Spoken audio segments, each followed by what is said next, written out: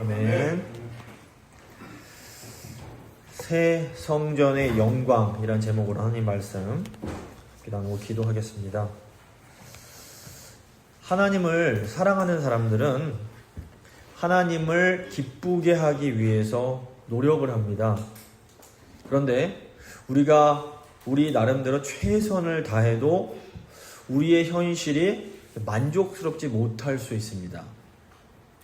예를 들어서 우리가 가정을 세우기 위해서 나름 최선 다하고 기도하고 막 하는데도 가정이 빨리 회복되지 않습니다.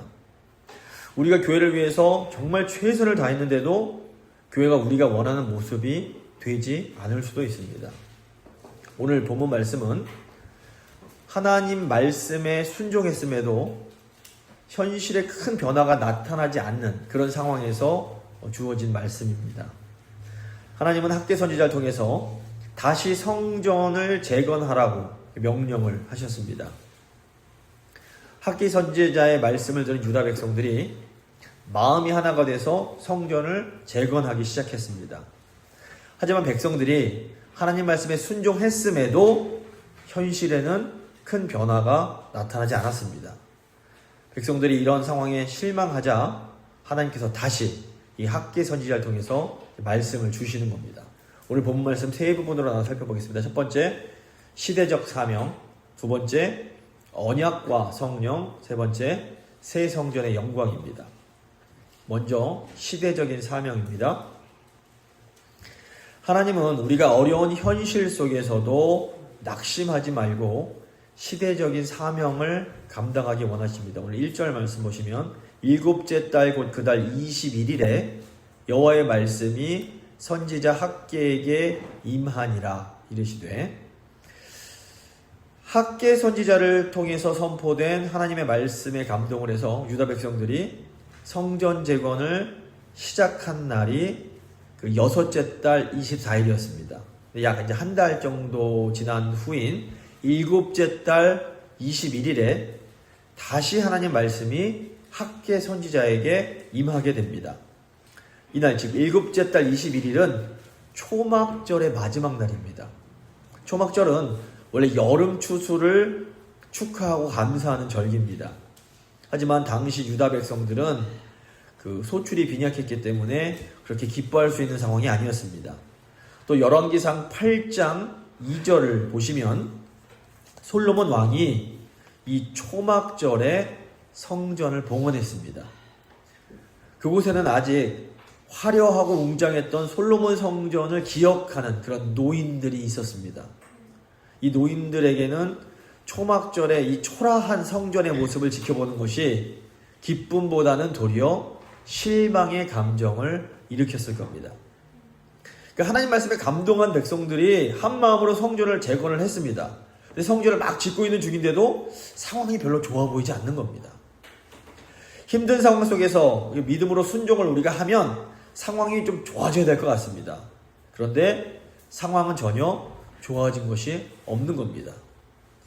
이런 상황 속에서 사람들은 뭐야 이거, 순종해서 열심히 신앙생활해도 별거 없네, 뭐 이런 생각이 들 수가 있는 겁니다.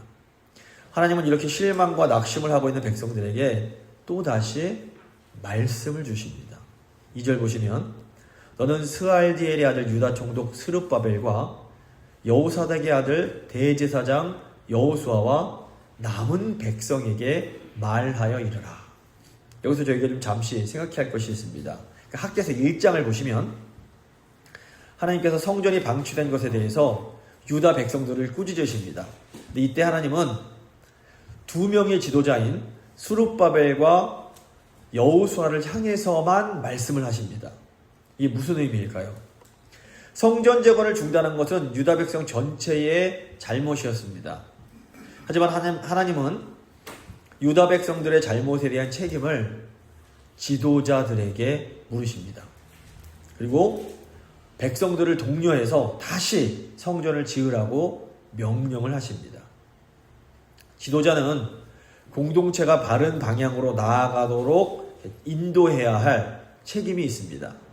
지도자가 해야 할 가장 중요한 일이 바로 하나님 말씀을 듣고 순종하는 겁니다. 물론 이 세상에 완전한 지도자는 존재하지 않습니다. 하지만 지도자가 겸손하게 하나님 말씀에 청종할 때 하나님께서 그 길을 인도해 주십니다.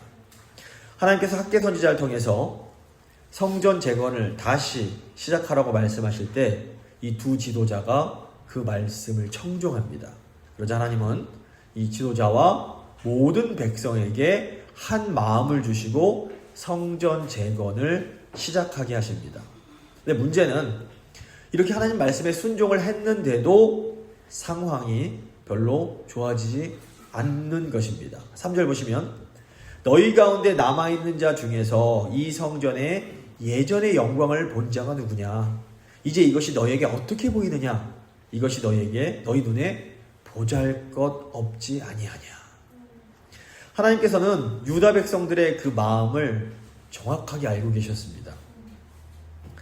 유다 백성들이 성전의 외적인 모습을 보고 실망하고 있었습니다. 그들은 자기들이 재건한 성전이 솔로몬 왕 때 지었던 그 화려한 성전과 비교해보면 너무나 보잘것없다라고 생각을 했습니다. 하지만 그들에게 산에 있는 나무로 성전을 지으라고 명령하신 분이 하나님이셨습니다. 그들이 재건하는 성전에 있어서 중요한 것은 화려한 겉모습이 아니었습니다. 재건된 성전에서 중요한 것은 하나님께 드려지는 예배였습니다. 재건된 성전이 겉보기에는 매우 초라해 보였습니다. 하지만 하나님의 백성들이 예수님이 오시길 기다리기 위해서는 이 성전이 반드시 필요했습니다. 이 재건된 성전은 영원한 성전이신 예수 그리스도가 오실 길을 준비하는 그런 역할을 해야 했던 겁니다. 그러니까 재건된 성전의 역할은 신약에 나오는 세례 요한의 역할과 비슷했습니다. 초라한 모습을 갖고 있는 겁니다. 바벨론 포로에서 돌아온 유다 백성들에게 주어진 사명은 너무너무 중요했습니다. 비록 겉보기에 화려하진 않지만 그 사명은 하나님 나라의 역사를 위해서 반드시 필요한 것이었습니다. 4절 보시면 그러나 여호와가 이르노라 스룹바벨아 스스로 굳세게 할지어다. 여호사닥의 아들 대제사장 여호수아야 스스로 굳세게 할지어다. 여호와의 말이니라. 이 땅의 모든 백성아 스스로 굳세게 하여 일할지어다. 내가 너희와 함께하노라. 만군의 여호와의 말이니라. 오늘 4절 보시면 하나님께서 스스로 굳세게 하라 라는 말씀을 3번이나 반복하면서 성전 재건을 강권하십니다. 이 굳세게 하라 이 말은 강하라 이런 뜻입니다. 히브리어 하자크인데 여호수아서 1장에도 이 똑같은 말이 3번이 반복됩니다. 하나님은 가나안 땅을 정복해야 할 여호수아에게도 강하고 담대하라는 말씀을 3번 반복해서 말씀하십니다. 이게 무슨 의미가 있을까요? 성전을 재건하는 일은 가나안 땅, 약속의 땅을 정복하는 것만큼이나 큰 믿음과 용기가 필요했던 겁니다. 여기서 우리가 깨달아야 될 것이 무엇일까요? 모든 시대의 하나님 백성들에게 하나님은 그 시대에 맞는 사명을 주십니다. 가령 우리 교회 어른들에게 하나님께서 주신 시대적 사명은 이 땅에다가 이 재건교회를 세우는 것이었습니다. 힘들고 어려운 상황 속에서도 우리 교회 어른들은 이 사명을 이루기 위해서 최선을 다하셨습니다. 자, 이제 자녀들이, 다음 세대 자녀들이 있는 부모 세대에게 주어진 시대적 사명은 무엇일까요? 우리 부모님들은 자녀들에게 바른 신앙을 전수해야 될 책임이 있습니다. 부모님들은 자녀들의 신앙을 위해서 울면서 기도하셔야 됩니다. 자녀들이 좋은 대학 가고 좋은 직장 취직하고 많은 돈을 버는 것이 전부가 아닙니다. 물론 돈을 많이 버는 것이 좋은 일이지만 그 자체로 축복이 되는 것은 아닙니다. 만약에 믿음이 없는 상태에서 많은 돈이 생겨버리면 그것은 축복이 아니라 저주가 될 때가 많습니다. 요즘 뭐 앱스타인 파일 때문에 난리인데 믿음 없이 돈 많고 권력 있으면 재앙입니다. 부모님들은 이 땅에서 성장한 자녀들이 믿음의 삶을 살아갈 수 있도록 더 많은 눈물을 흘리셔야 합니다. 자녀들을 위해서 남몰래 흘리는 눈물이 겉보기에는 별로 화려해 보이지 않을 수 있습니다. 하지만 이 사명은 하나님의 나라를 위해서는 너무너무 중요한 겁니다. 또 우리 자녀들 세대에는 하나님께서 또 다른 시대적 사명을 주실 겁니다. 우리가 반드시 기억해야 할 게 뭡니까? 재건된 성전은 겉보기에는 화려하지 않습니다. 우리에게 주어지는 시대적 사명도 겉보기에는 화려하지 않을 수 있습니다. 지금 우리 가정의 모습, 우리 교회의 모습이 너무 초라하게 느껴지실 수 있습니다. 하지만 우리는 우리에게 주어진 사명이 얼마나 귀중한 것인지를 절대로 잊어서는 안 됩니다. 하나님께서는 지금 우리가 가진 것으로 성전을 재건하라고 하십니다. 그리고 이 새롭게 지은 성전을 통해서 놀라운 역사가 일어나게 될 것을 말씀하십니다. 하나님께서 지금 우리에게 주신 사명이 무엇인지를 기억해야 합니다. 교회와 자녀를 위해서 눈물로 기도하는 사명은 그 무엇보다 소중합니다. 하나님은 우리의 작은 충성을 통해서 놀랍게 역사하십니다. 이것이 하나님 나라의 놀라운 비밀입니다. 그러므로 우리는 지금 하나님이 허락하신 사명을 끝까지 인내하며 감당해야 합니다. 지금 울면서 씨를 뿌리는 사람이 결국 기쁨으로 그 단을 거두게 될 것입니다.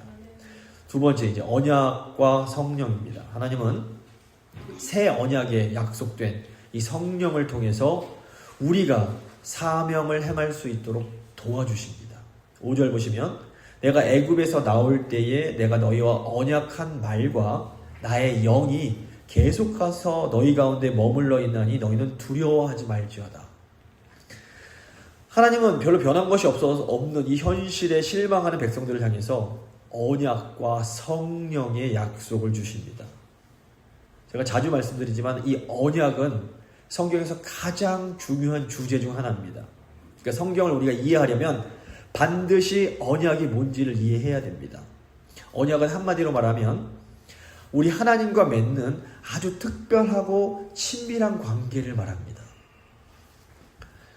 언약 관계를 가장 잘 보여주는 관계가 바로 부부관계입니다. 둘만의 아주 끈끈한 관계. 그래서 하나님은 자신과 언약 맺은 백성을 언약 백성이라고 부르십니다. 그래서 하나님께서 이 언약 백성을 향해서 나는 너의 하나님이 되고 너는 나의 백성이 될 거다 말씀을 해주시는 겁니다. 구약의 언약 백성들이 이스라엘 백성들이라면 신약의 언약 백성은 바로 그리스도인들, 우리들입니다. 구약에서 하나님은 아브라함의 후손인 이스라엘 민족들과 언약을 맺으셨습니다. 출애굽기 19장 보시면 하나님께서 출애굽한 이스라엘 백성들과 시내산에서 언약을 맺으십니다. 결혼을 하시는 겁니다. 하나님은 이스라엘 백성들이 율법에 순종함으로 언약을 잘 지키면 끝까지 이스라엘을 지켜주겠다 약속을 하셨습니다. 하지만 이스라엘 백성들이 불순종함으로 이 언약을 깨버립니다. 그 결과 이스라엘은 하나님의 징계를 받아서 저 바벨론의 포로로 끌려가게 됩니다. 하지만 하나님께서는 예레미야 같은 선지자를 통해서 새 언약을 약속을 하십니다. 예레미야 31장 31절부터 아주 중요한 새 언약에 대한 내용이 나옵니다. 내가 이스라엘 집과 유다 집에 새 언약을 맺으리라. 이 언약은 내가 그들의 조상들의 손을 잡고 애굽 땅에서 인도하여 내던 날에 맺은 것 같지 아니할 것은 내가 그들의 남편이 되었어도 그들이 내 언약을 깨뜨렸음이라. 여호와의 말씀이니라. 그러나 그날 후에 내가 이스라엘의 집과 맺을 언약은 이러하니 곧 내가 나의 법을 그들의 속에 두며 그들의 마음에 기록하여 나는 그들의 하나님이 되고 그들은 내 백성이 될 것이라. 여호와의 말씀이니라. 우리 예수 그리스도는 이 새 언약을 성취하기 위해서 이 땅에 오셨습니다. 예수님께서 십자가에서 그 언약의 피를 흘리심으로 이 새 언약을 성취하신 겁니다. 주보에 적어뒀는데 마태복음 26장 28절 보시면 예수님께서 이렇게 말씀하십니다. 이것은 죄사함을 얻게 하려고 많은 사람을 위하여 흘리는 바 나의 피, 곧 언약의 피니라. 그리고 구약시대에는 육신적인 아브라함의 후손들이 언약 백성들이었습니다. 하지만 오늘날에는 예수님을 그리스도로 믿는 사람들이 새 언약 백성이 된 겁니다.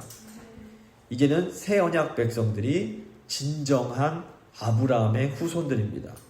그래서 이제는 바로 우리들이 아브라함에게 약속하신 열방을 축복하는 그 유업, 그 기업을 이어받게 된 겁니다. 갈라디아서 3장 29절을 보시면 너희가 그리스도의 것이면 곧 아브라함의 자손이요 약속대로 유업을 이을 자니라 말씀합니다. 그래서 하나님께서 에스겔 선지자를 통해서 이 유업을 우리가 이어갈 수 있도록 성령을 주시겠다 약속을 하십니다. 에스겔서 36장 26절을 보시면 또 새 영을 너희 속에 두고 새 마음을 너희에게 주되 너희 육신에서 그 굳은 딱딱한 마음을 제거하고 부드러운 마음을 줄 것이며 또 내 영을 너희 속에 두어 너희로 나의 율례를 행하게 하리니 너희가 내 규례를 지켜 행할지라. 내가 너희 조상들에게 준 땅에서 너희가 거주하면서 내 백성이 되고 나는 너희 하나님이 되리라 말씀하십니다.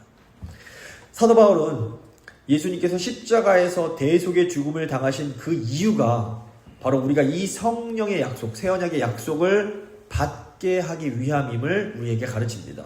갈라디아서 3장 14절을 보시면 이것은 예수님께서 죽으신 것은 그리스도 예수 안에서 아브라함의 복이 이방인에게 미치게 하고 또 우리로 하여금 믿음으로 말미암아 성령의 약속을 받게 하려 함이라.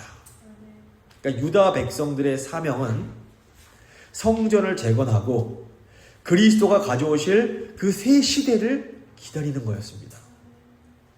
하나님의 백성들은 믿음으로 하나님의 이 약속이 성취되길 기다리는 사람들입니다. 하나님 백성들은 하나님 약속 성취되기를 기다리는 사람들입니다. 아브라함은 수십 년 동안 그 아들의 약속이 성취되기를 기다렸습니다. 또 이스라엘 백성들은 하나님께서 애굽에서 자기들을 해방시켜 주실 때까지 400년을 기다렸습니다. 또 다윗은 하나님의 성전이 지어지기를 기다려야 했습니다. 성전을 재건한 유다 백성들도 예수님이 오시길 기다리는데 자그마치 500년을 기다려야 했습니다. 우리도 하나님의 약속이 성취되기를 기다려야 됩니다. 중요한 것은 성령님께서 사명을 감당하는 하나님 백성들을 도와주신다라는 겁니다. 우리가 주님 주신 사명을 감당할 때 당장에는 눈에 보이는 변화가 막 일어나지 않을 수 있습니다. 하지만 우리가 사명을 감당할 때 새 언약에 약속된 하나님의 성령이 우리와 함께 하십니다. 성령님께서는 우리 마음을 위로해 주시고 새 힘을 주시고 두려워하지 말라고 말씀하십니다. 믿음이 뭡니까? 믿음이란 아무것도 보이지 않는 상황 속에서 영적인 눈을 뜨고 성령님의 역사를 바라보는 겁니다. 모든 게 다 잘 풀리고 모든 게 다 우리 눈에 보일 때는 믿음이 사실 필요가 없습니다. 믿음은 바라는 것들의 실상이요 보이지 않는 것들의 증거입니다. 모든 게 잘 되지 않고 모든 게 보이지 않을 때 우리의 진짜 믿음이 드러납니다. 지금 우리는 믿음으로 하나님께서 명령하시는 새 성전을 지어가야 합니다. 마지막 세 번째, 새 성전의 영광입니다. 하나님께서는 새 성전의 영광이 충만하게 하십니다. 6절, 7절 보시면 만군의 여호와가 이같이 말하노라 조금 있으면 내가 하늘과 땅과 바다와 육지를 진동시킬 것이요 또한 모든 나라를 진동시킬 것이며 모든 나라의 보배가 이르리니 내가 이 성전의 영광이 충만하게 하리라. 만군의 여호와의 말이니라. 여기 지금 조금 있으면 이라는 문자적인 뜻은 다시 한번 조금 있으면 이런 뜻입니다. 이것은 예수 그리스도가 오시는 때를 의미합니다. 하늘과 땅, 바다와 육지는 온 세상을 상징합니다. 그러니까 예수 그리스도가 이 땅에 오시는 일은 하늘과 땅을 뒤흔드는 사건이었습니다. 새 언약을 성취하실 그리스도가 오셨을 때 정말로 온 세상이 진동했습니다. 구약에서 하늘과 땅이 흔들리는 사건이 있었는데 그게 바로 출애굽이었습니다. 하나님은 학개 선지자의 입을 통해서 이 출애굽과 같은 사건을 다시 한번 일으키시겠다 약속하시는 겁니다. 그런데 학개 선지자가 이 예언을 한 후에 약 500년 지난 후에야 예수님이 이 땅에 오셨습니다. 그러니까 하나님이 조금 있으면이라고 하신 말씀이 실제로는 500년이었던 겁니다. 이것은 하나님의 시간과 우리의 시간이 완전히 차원이 다름을 우리에게 보여줍니다. 우리들에게 500년은 너무 긴 시간입니다. 하지만 하나님께 500년은 조금 지난 시간에 불과합니다.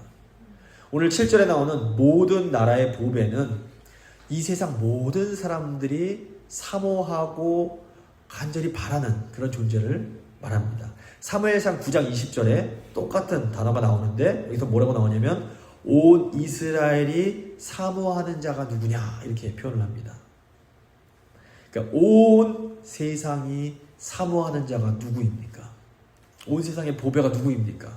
그분은 온 인류를 죄에서 구원하실 예수 그리스도이십니다.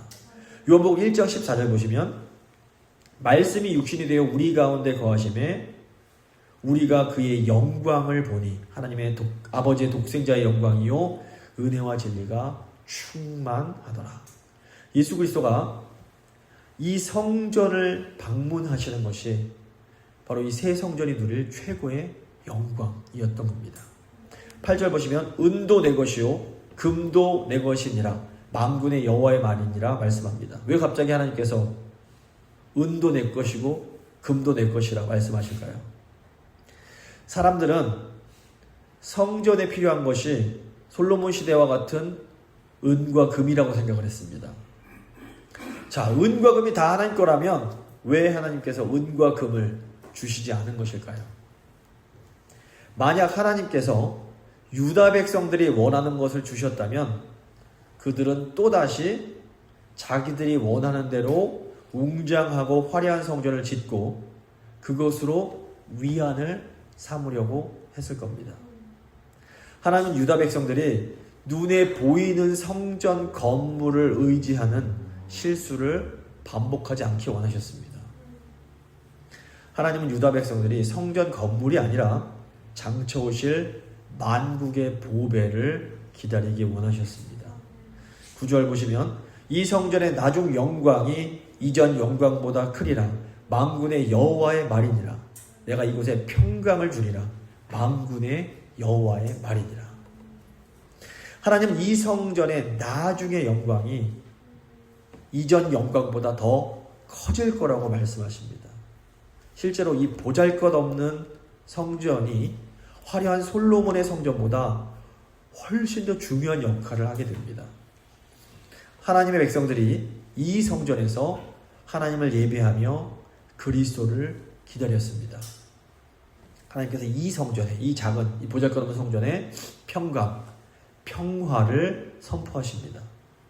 근데 인간들 사이의 전쟁은 이후로도 계속 일어났고 지금도 계속되고 있습니다. 하지만 하나님 말씀하신 이 평화는 하나님께서 하나님 백성들에게 주시는 평화입니다.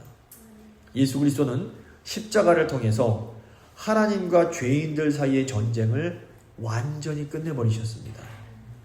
예수님께서는 제자들에게 내가 세상이 줄 수 없는 평화를 주겠다 약속을 하십니다. 요한복음 14장 27절을 보시면 평화를 내게 끼치노니 곧 나의 평화를 너희에게 주노라. 내가 너에게 주는 것은 세상이 주는 것과 같지 아니하니라. 너희는 마음에 근심하지도 말고 두려워하지도 말라. 우리는 새로운 성전이신 예수님 안에서 이 평화, 이 평안을 누릴 수 있습니다. 우리가 성령님 안에서 함께 모여서 예배드리고 기도할 때 바로 이곳이 성령의 전이요 예수님의 몸인 성전이 됩니다. 우리가 성령 안에서 예배드릴 때 우리는 예수 그리스도 안에서 이 참된 평화를 누리게 됩니다. 그리고 하나님께서 우리에게 하나님의 영광을 채워주십니다. 이것이 하나님께서 약속하신 새 성전의 영광입니다. 근데 마귀가 가장 두려워하는 것이 바로 교회가 성령으로 충만해서 새 성전의 영광으로 가득 차는 겁니다. 왜 마귀가 이걸 두려워할까요? 사도행전 3장을 보시면 성령으로 가득 찬 교회에서 놀라운 권능이 일어납니다. 교회를 대표하는 베드로가 성전 미문에 앉아서 구걸하던 사람에게 뭐라고 합니까? 은과 금은 내게 없거니와 내게 있는 것을 너에게 주노니 나사렛 예수 그리스도의 이름으로 일어나 걸으라. 그때 그 사람이 일어나서 걷기도 하고 뛰기도 하면서 하나님을 찬양하게 됩니다. 사람들은 아주 종종 은과 금이 필요하다 생각합니다. 물론 우리에게 일용할 양식이 필요합니다. 예수님도 하나님 아버지께 일용할 양식을 구하라고 가르치셨습니다. 하지만 우리가 정말로 이 땅에서 의미 있고 행복하고 보람 있는 삶을 살아가려면 우리에게 필요한 것은 은과 금이 아니라 예수님이 주시는 참된 평강입니다.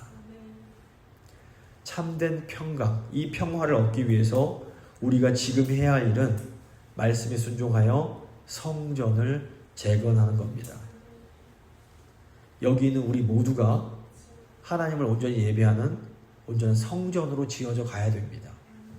우리가 온전히 하나님을 예배할 때 우리는 참된 평안을 누리며 새 성전의 영광을 드러내게 됩니다.